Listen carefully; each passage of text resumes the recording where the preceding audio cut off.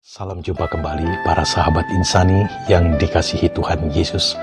Hari ini hari Rabu tanggal 25 Agustus tahun 2021, kita kembali diajak untuk merenungkan Sabda Allah melalui program Inspirasi Sabda Allah hari ini, Insani, bersama saya, Pastor Edi Octavianus Kanio.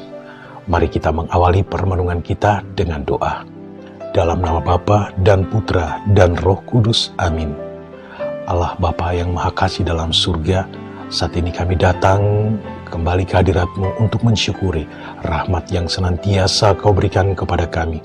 Teristimewa untuk kesempatan berharga yang Kau berikan bagi kami saat ini untuk sejenak mendengarkan dan merenungkan sabda-Mu. Bukalah hati kami ya Tuhan, dan tuntunlah Roh Kudus-Mu, agar kami dapat membaca dan merenungkan sabda-Mu dengan baik seturut dengan kehendak-Mu. Demi Yesus Kristus Tuhan dan Juru Selamat kami. Amin. Dalam nama Bapa dan Putra dan Roh Kudus. Amin.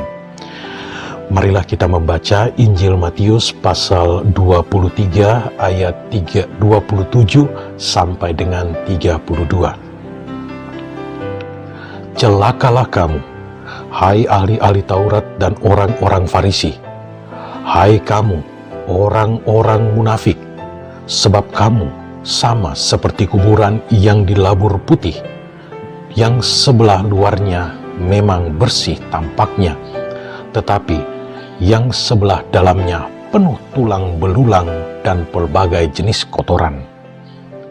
Demikian jugalah kamu, di sebelah luar kamu tampaknya benar di mata orang, tetapi di sebelah dalam kamu penuh kemunafikan dan kedurjanaan. Celakalah kamu, hai ahli-ahli Taurat dan orang-orang Farisi. Hai kamu, orang-orang munafik, sebab kamu membangun makam nabi-nabi dan memperindah tugu orang-orang saleh, dan berkata, jika kami hidup di zaman nenek moyang kita, tentulah kami tidak ikut dengan mereka dalam pembunuhan nabi-nabi itu.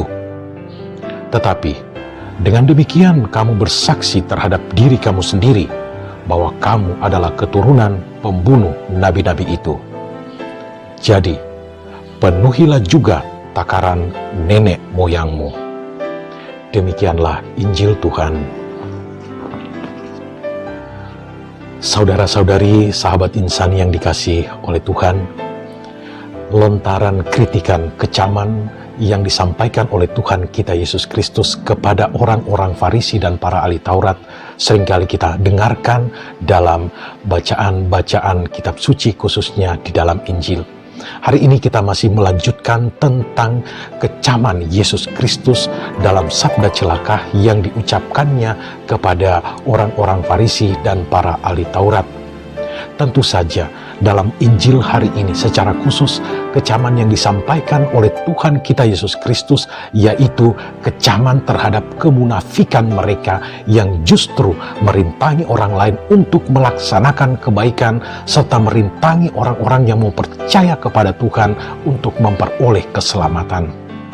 Kecaman Tuhan kita Yesus Kristus terhadap kemunafikan mereka ini lebih keras daripada kecaman-kecaman terhadap sikap dan tindakan mereka yang menolaknya, mencobainya, dan ingin membunuhnya.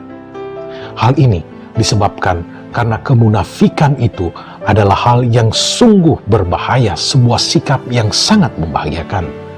Kemunafikan berarti sikap berpura-pura percaya atau setia dan seterusnya kepada sesuatu, juga kepada agama atau kepada iman tertentu dan sebagainya, tetapi sebenarnya di dalam hatinya tidak suka, atau suka melakukan sesuatu yang tidak sesuai dengan perbuatannya, bermuka dua.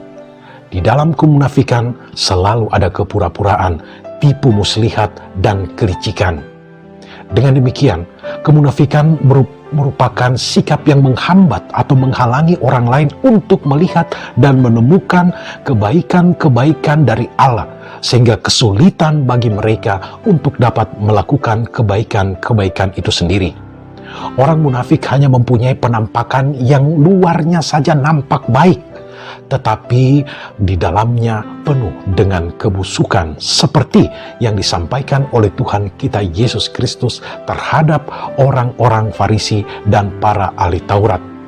Orang-orang yang munafik seringkali pandai berkata-kata dengan bijak, tetapi hatinya penuh dengan ketidakbaikan atau kejelekan-kejelekan dan niat serta rencana-rencana yang jahat. Itulah yang dilihat oleh Tuhan kita Yesus Kristus dalam diri orang-orang Farisi dan para ahli Taurat, yang justru sikap itulah yang membuat dan membatasi serta merintangi orang lain untuk berbuat kebaikan demi keselamatan bersama. Para sahabat insan yang dikasihi Tuhan, sikap seperti inilah kiranya yang mungkin dapat menjadi penghalang juga bagi setiap orang yang mau mengimani Allah untuk datang kepada Tuhan dan melakukan kebaikan-kebaikan di dalam hidup iman.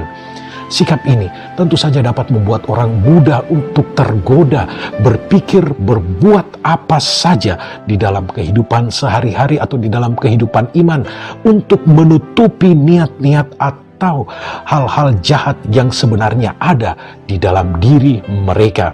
Sikap ini dapat juga membuat orang mudah untuk berdoa, mudah untuk ke gereja, mudah untuk membaca kitab suci. Toh mereka berpikir bahwa hal-hal itu pun dilakukan oleh orang-orang yang akan nampak kelihatan baik di hadapan sesama.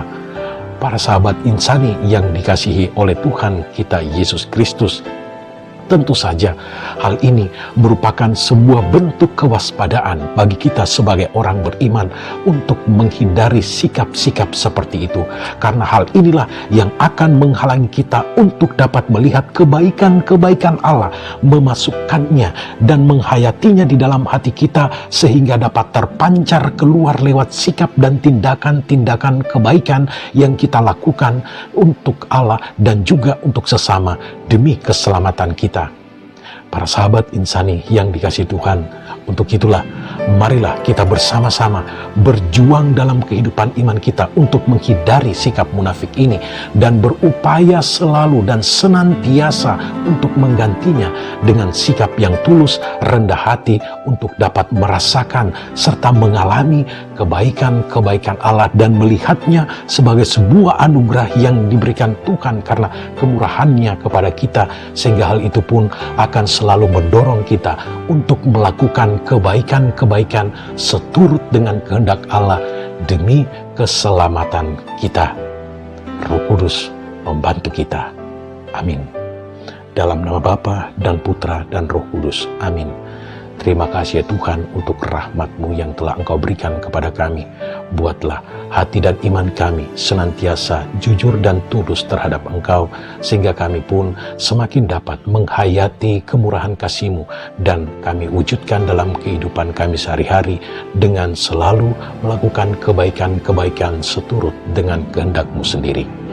Turunlah berkat Allah yang Maha Kuasa atas saudara-saudari sekalian, dalam nama Bapa dan Putra dan Roh Kudus. Amin. Terima kasih saudara-saudariku yang telah mendengarkan sabda Allah.